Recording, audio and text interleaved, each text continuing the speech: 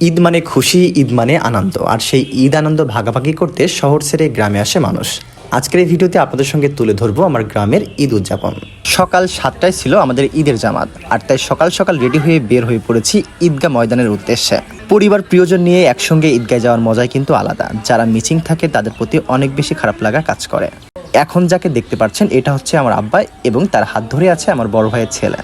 এই মুহূর্তটা দেখতেই অনেক বেশি আনন্দের।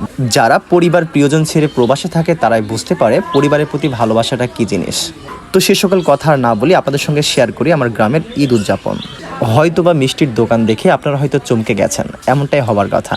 আমার গ্রামের মানুষ এতটাই মিষ্টি পাগল, যার কারণে গ্রামে মিষ্টির দোকান বসে থাকে সকালবেলা নামাজ পড়ার আগে, এবং নামাজ শেষ করে সকলে কিনে নিয়ে যায় দই এবং মিষ্টি।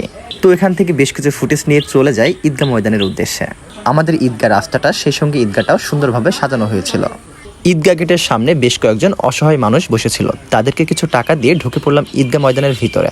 ঈদের জামাত এমন একটা জায়গা যেখানে গ্রামের সকল মানুষের সঙ্গে দেখা হয়, বিশেষ করে যারা বাইরে থাকে ঈদ করতেও কিন্তু চলে আসে গ্রামে।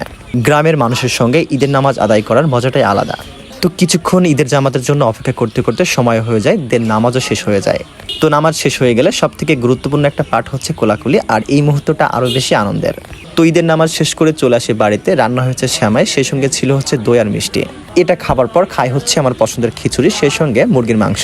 খিচুড়ির স্বাদটা মোটামুটি ভালোই ছিল। তো যেহেতু ঈদের দিন, আর বদনাম করছি না, ভালোই লেগেছে।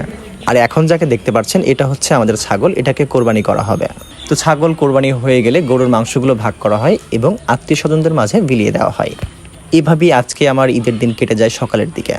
তো আপনাদের ঈদের দিন সকাল থেকে বিকাল পর্যন্ত কেমন কাটলো জানাতে পারেন কমেন্ট সেকশনে। সেই সঙ্গে ভিডিওটি ভালো লাগলে শেয়ার করে সবাইকে দেখার সুযোগ করে দিবেন।